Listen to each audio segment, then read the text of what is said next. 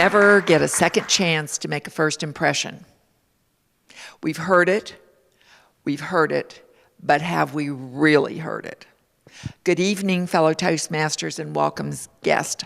I am here to make you aware as speakers of the impression that you're making on your audience.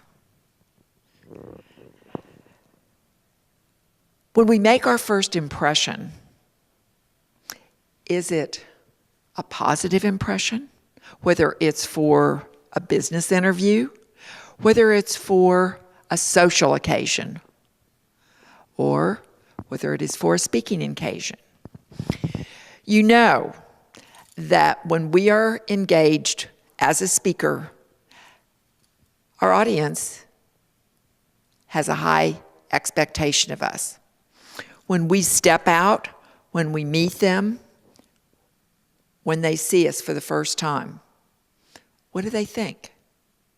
Do you have to make up for the way that you're dressed because you've lost your audience's, respect? I'm going to help you with that. I have written a book called Dressing for Prime Time. And this is the busy professional's guide to fashion for men and for women. The first page of my book opens with that very phrase, you never get a second chance to make a first impression. Dr. Joyce Brothers, talks about the halo effect. The halo effect is the impression that you give when you walk in a room. Before you open your mouth, it's called a nonverbal image that you're leaving. What do people think of you? Are you dressed properly? Is it the way that you carry yourself? Body language, as we know in Toastmasters, is just as important as the words that come out of our mouth. Now, this, or if it's negative, is something that you can't, not after the first impression. So Brian Tracy, I have a quote from him, and I just love it. He said, a negative effect is like driving with your emergency brakes on. You may eventually reach your destination, but it's going to take you twice as long, and it creates unnecessary wear and tear along the way.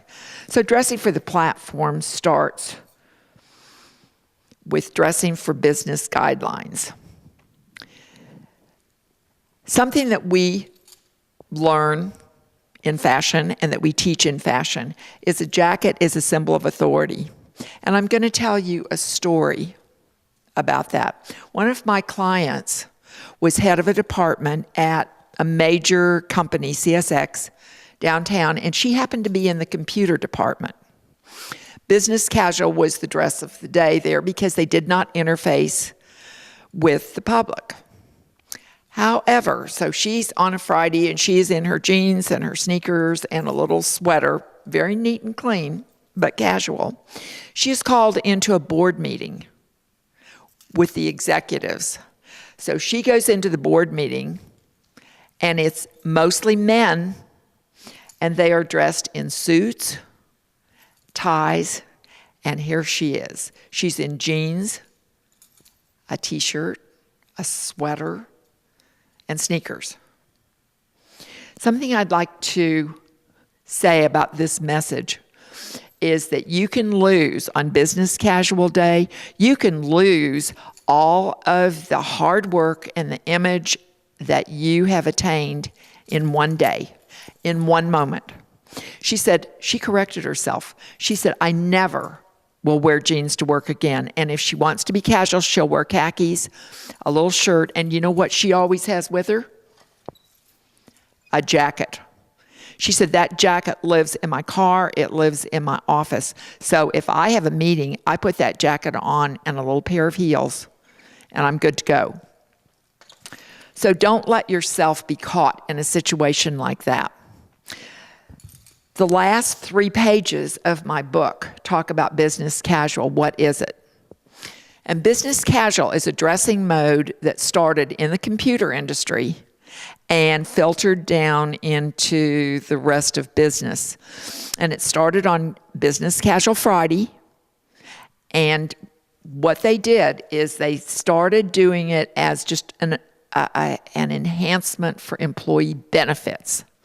That's what you do. But people didn't know how to dress business casual.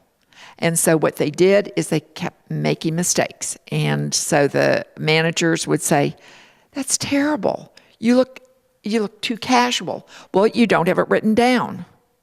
"Oh." Well, so then what we did is we started coming up with dress codes, written dress codes. And of course, that's what I do for companies, is I will write their dress codes so that doesn't happen again. So what we have to know is when we are hired as speakers, it's not only how you dress at the platform and dressing appropriately for the topic that you've been hired for. There are other occasions. Let's say that you're there on a 2-day conference and that you are speaking. You have a certain way that you need to dress at every occasion. If it is a casual or business casual, you be sure that you have dressed very conservatively and let the people that belong there dress the way that they will. So what I'd like to close with is to keep in mind impeccable dressing is one of the keys to success. More careers have been sidetracked simply by the choice of the wrong set of clothing for the occasion. Business Casual Friday has been the downfall of so many careers, and all the hard work of the week can disappear, as I said, in one day or on a Friday. So remember this, your clients are looking at you, and so are the people that hire you. And you will always be judged by your good taste or your lack of it. Thank you.